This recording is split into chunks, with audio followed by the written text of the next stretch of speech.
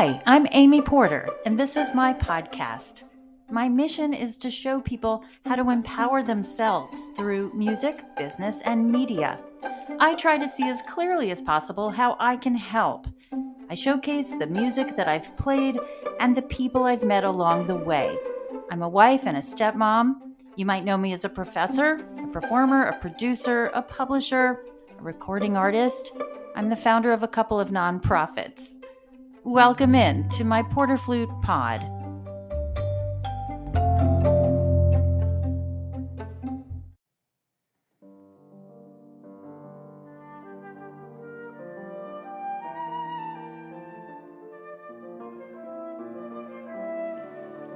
Welcome to PorterFlute Pod. Get out your notebook. You're going to want to sit on the couch and take notes. We are in our Stay Well, Play Well platform, and we're talking about personal wellness and those feelings of blame, fear, and regret. These are feelings that can emerge on the yoga mat, in a lesson, in a personal relationship, in our practice room. And today I want to discuss the concept that these feelings of fear, blame, and regret, they represent a space between where you are right now, so who you think you are, and where you want to be, and who you are going to become. No one is producing this podcast except me, myself, and I.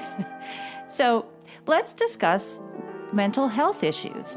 From the vault, we bring you the Sicilienne by Fauré from the Lullaby playlist with Catherine Goodson on piano. It's available on my PorterFlute YouTube channel.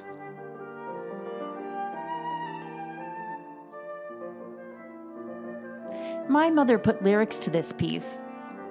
Often I wouldn't want to practice, and she'd sing in the final phrases, "Sell Amy's flute and buy clothes." Welcome to PorterFlute Pod. I'm so happy you're here.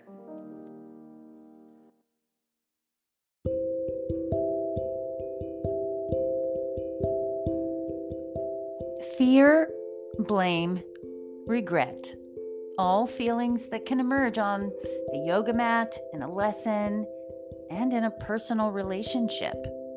As someone who can speak from my place of progress, I wanted to let you know that they are simply feelings. They are not you as your middle name, nor what your true nature and calling is in your life. I've been there, but I can firmly say these words and feelings are not calling the shots. Since I can remember, guilt was a household word. Guilt for not practicing, not winning first prize, not respecting my parents. And deep into middle age, I became the embodiment of these words and made all the decisions based on these feelings. I had created a gap between what I wanted as a human being, joyful, with one life to live, happy with my life as a woman, not just a musician. And then the daily dramas that life was bringing meant I was living as a handler of drama and a mishandler of feelings. The basic attachment to who I was based on what I had, what I played, what I produced, and my partner. Okay, so we can always bring ourselves with the belief to the place where being okay with who you are is a good place. Belief is transferred by osmosis, and it's where you're meant to be. You've heard me say these lines many times. Grow through your failures and keep your goals open-ended. And please don't care what others think, because that means you're being manipulated. So listen on if you're okay with getting personal and not being afraid to feel. Let's talk about our feelings. I will remind you that the mind and the body are separate, and that's why we say we have a mind-body relationship. Because the mind can tell the body to do anything, and when we associate it with thoughts, it's bombarded with all these thoughts and fear-based instructions, and we can become distorted in what we think we need. So we need to disidentify with the body and feel things. and not bypass the feelings in order to get to the other side. And in the passing through the mucky work of feeling, we can see that our body is not our feelings, but it's involved with our feelings. It is possible to be observing calmly and at the same time feeling blame and fear and regret. We are unthreatened by our feelings when we're observing. The mind can be observed.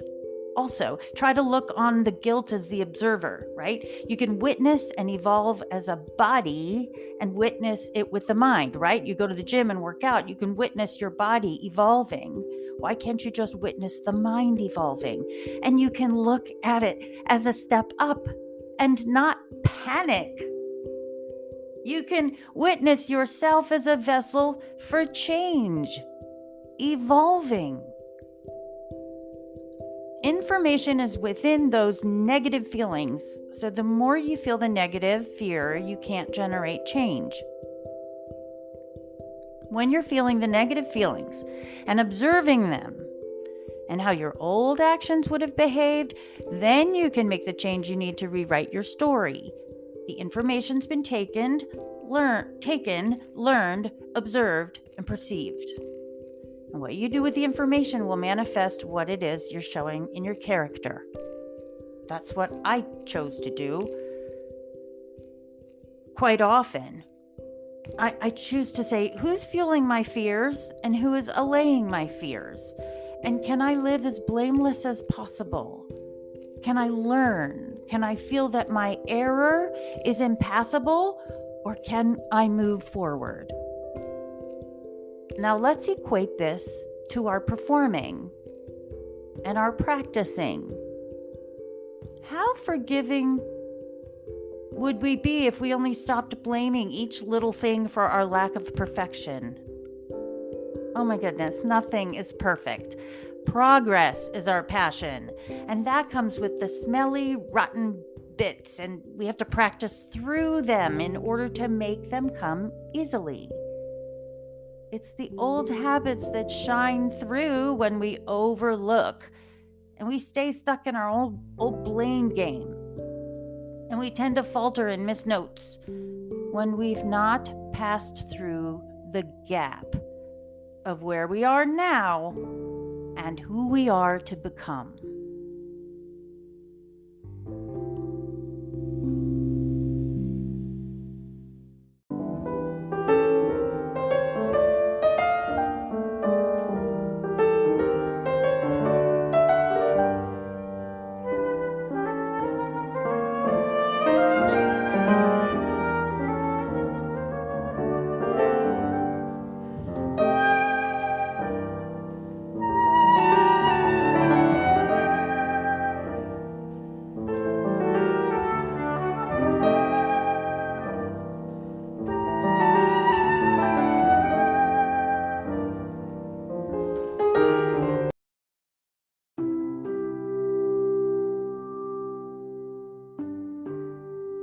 Beyond our feelings, what are the things slowing you down on your path? Memorization or simply remembering something? Sound and tone study or simply communicating who you are? Are technical issues holding you back? Or is it control issues in your life holding you back?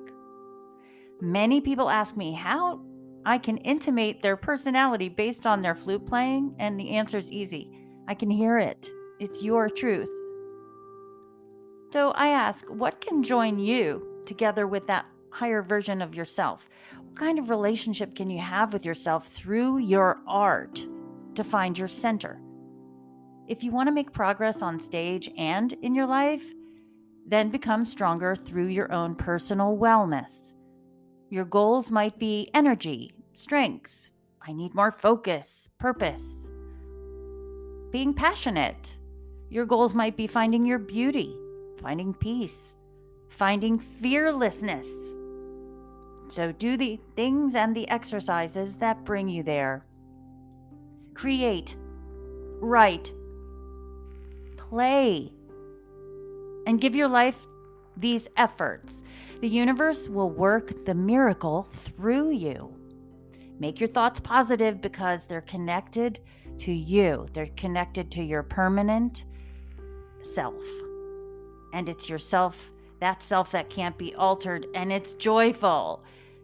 Something miraculous happens when you give up the effort and exhaustive feelings of fear and blame, regret, guilt, lack. It's amazing when you stop keeping up the appearance of those words and the old self for even a moment. When you let them go and you start feeling compassion for yourself, you stop connecting with everything on a fantasy level and get truthful. People are so ready to connect on a fantasy level. They listen in their own fantasy world and live their fantasy for you sometimes. And you have to recognize the untruthful level in your personal wellness. The truth for you has to be born in your own daily life. There's only you. And after that wellness has begun, then you can connect with others in a truthful way and with your art in a truthful way.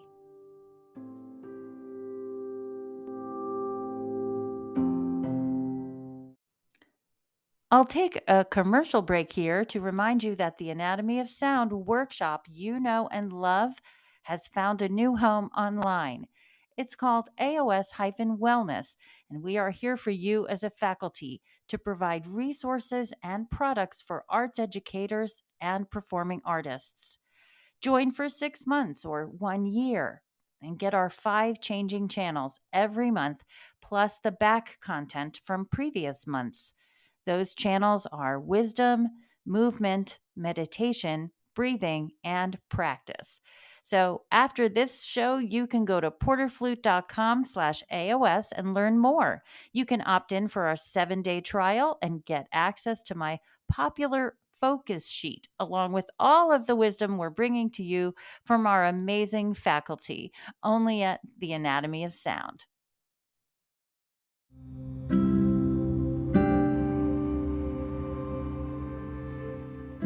I am a student of 3 separate but equal powers.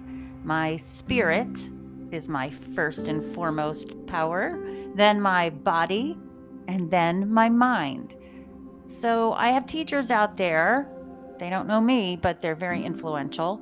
So please know that because I serve the power of healing to others, I so need healing. Marie Forleo, she helps my mind. Chris Carr, she helps me address the eating and the body and that amazing coordination. And Gabby Bernstein for my spirit. She also follows A Course in Miracles. She has a Dear Gabby podcast that I highly recommend, and her newsletters are phenomenal. I'm going to quote from this latest newsletter I just got because it's everything I'm about. It's everything I teach in the curriculum of Anatomy of Sound. So thank you, Gabby, for making this public knowledge. Here's Gabrielle Bernstein's advice from her book, Happy Days, page 168. Lesson 1, relax your tongue. A technique that helps your body relax is to allow your tongue to soften and relax onto the floor of your mouth. You'll notice that your breathing immediately becomes more gentle. When you notice that change in breath, say out loud to yourself, I am alive and I can breathe. I love this practice and use it often. The moment I let my tongue soften, I automatically take a deep breath, feel my jaw relax, and feel more connected to my body and emotions. That's a quote from her book, Happy Days. And she goes on to say, you can use this practice anywhere. If you're in the car, relax your tongue. If you're in the middle of a fight with your spouse, relax your tongue. If you're having trouble falling asleep, relax your tongue. No matter where you are or what you're doing, your breath will become more gentle when you relax your tongue. That change in your breath will bring you back into your body, and that affirmation, I am alive and I can breathe, affirms that you are indeed connected to your body. And this will move you from a state of disassociation and let you ease back into your body. Here's lesson 2. Chant V-O-O-O-O-O-O. Voo. Chant Chanting in any form can facilitate an inner sense of inner peace. When you open up to chant or sing and create a resonance in the lower belly, you stimulate your vagus nerve. And that vagus nerve is responsible for regulating internal organ functions like digestion, heart rate, and respiratory rate. And it provides a signal to shut down an overstimulated nervous system. The vibration of chanting stimulates the vagus nerve and makes the voo sound enliven the viscera, the gut. The breath work helps you get centered in the present moment, and a full expiration of breath produces a feeling of balance. When the vagus nerve is stimulated, your body gets the message that it's safe to relax, de-stress, release anxiety, and change your mood. Do this practice in private so you don't limit your ability to embody the VOO chant. Sit comfortably, inhale slowly, pause momentarily. On the out breath, make an extended VOO sound, sustaining the sound throughout the entire exhalation. Vibrate the sound as if it were coming from your belly and focus on the vibrations. Give yourself permission to make this sound as a full belly expression. At the end of the breath, pause briefly and allow the next breath to slowly fill the belly and chest again.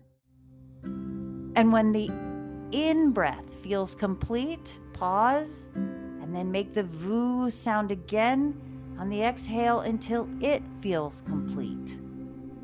It's important to let the sound and breath expire fully before pausing and let the next inhale come naturally. Don't force it. Repeat several times and then rest. Focus your attention on your body, primarily on your abdomen, waiting and allowing your body to naturally adjust to the shift in your nervous system. Again, this is from Gabby's book, Happy Days. It's page 169. She says, do this exercise several times until the VOO chant stimulates your vagus nerves and the vagus nerve, and you start to feel a massive energy release. Give yourself an opportunity to feel the grace this exercise can bring.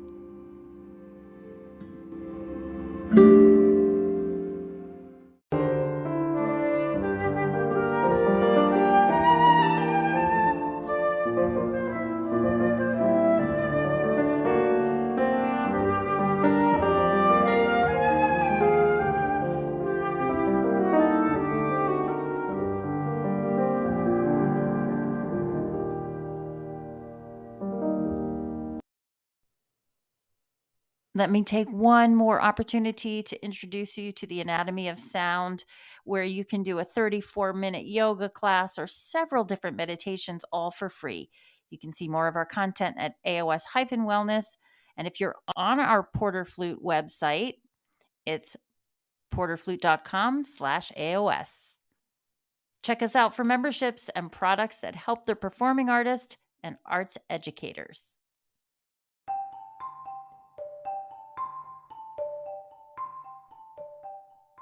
Here's my advice, whether you agree or not, and you can use all of these together or address them separately.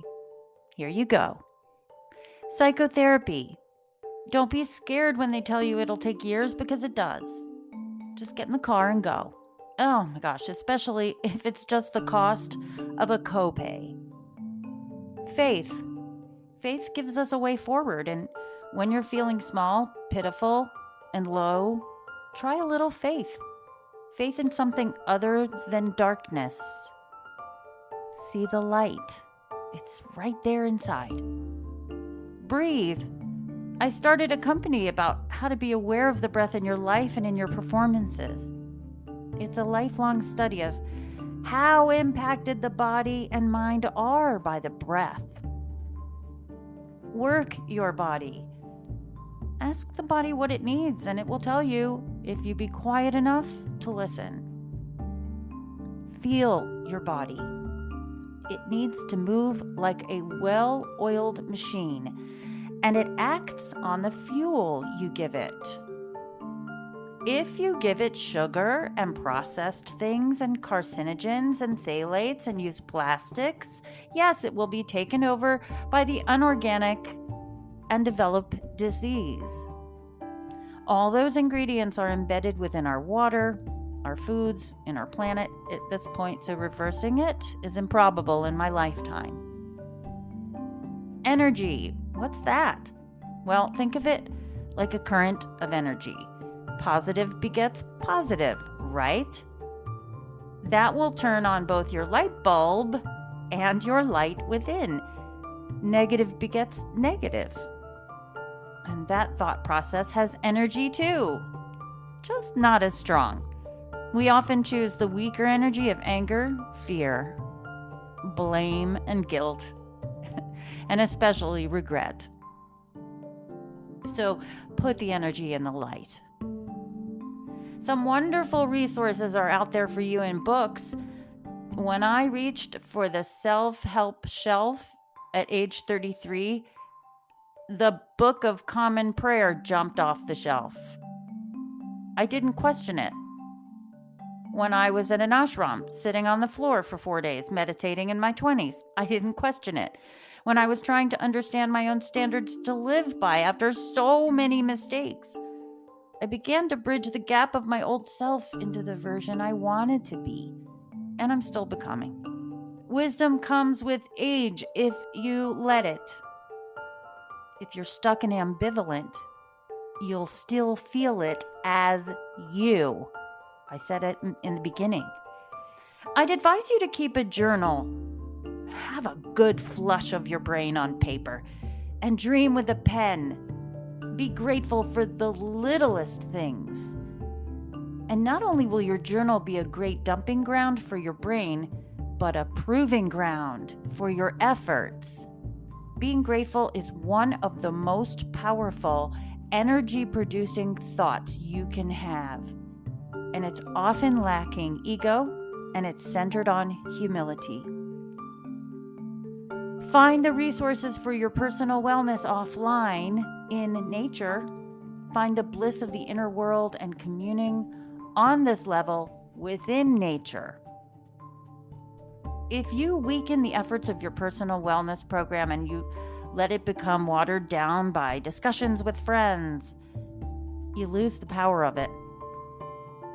I've often been told to keep the energy in until it's strong enough to be released. Don't tell everyone. Don't talk about it. Just do it. And let the miracles happen.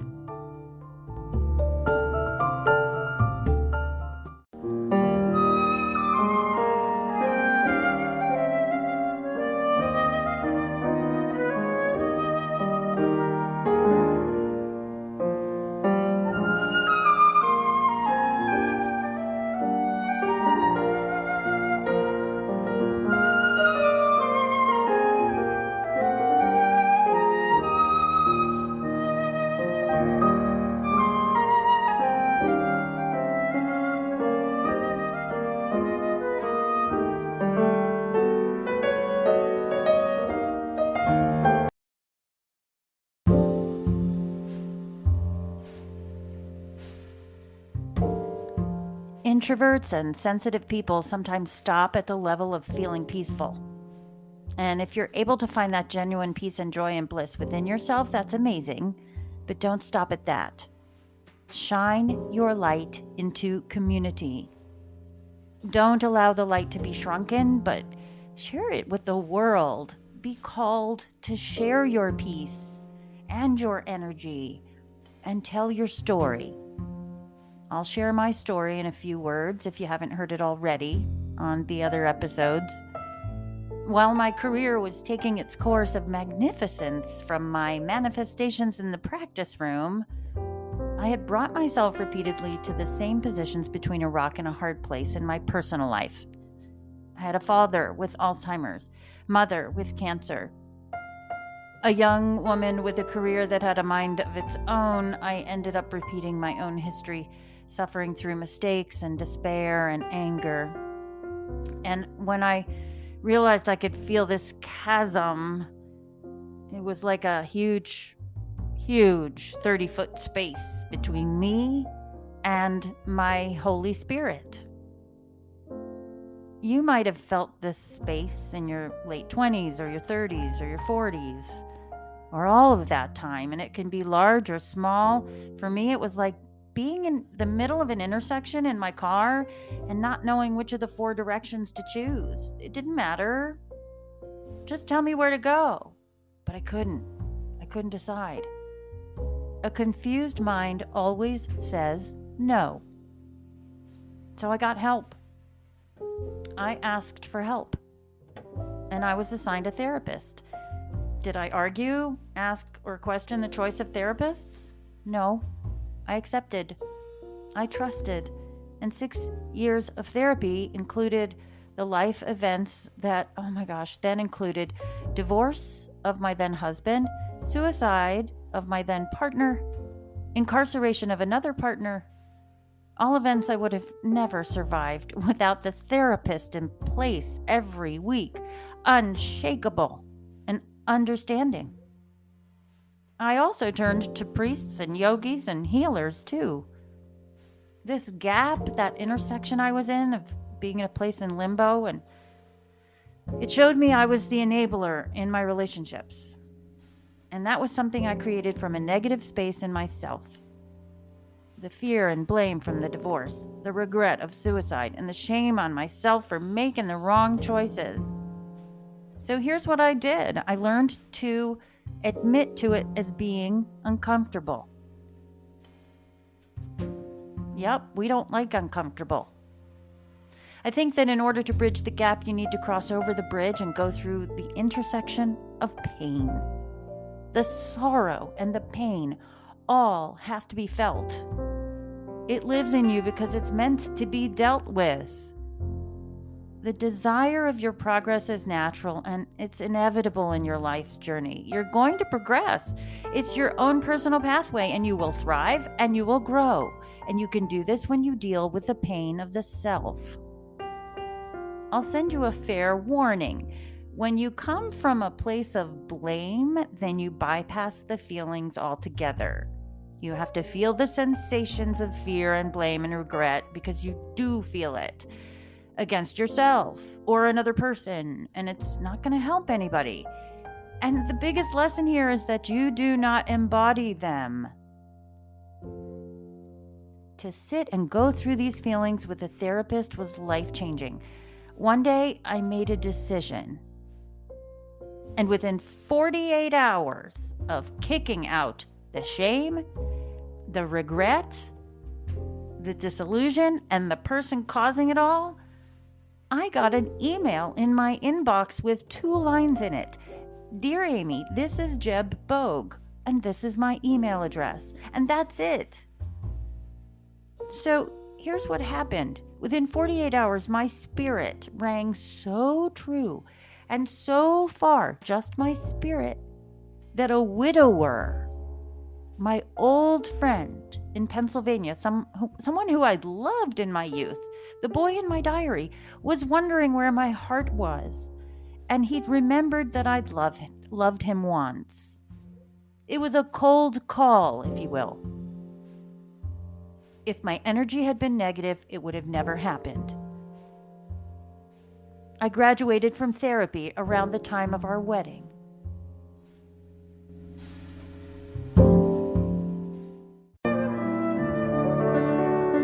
It's been a very meaningful episode for me to make, and I hope that you now are on your journey to your personal wellness. It will make all the difference in your performances and in your life. You can find me at amyporter.com or porterflute.com. And on all the social media channels, I'm PorterFlute or Anatomy of Sound, AOS-wellness.com. Thanks for being in PorterFlute Pod. I'm so grateful for you.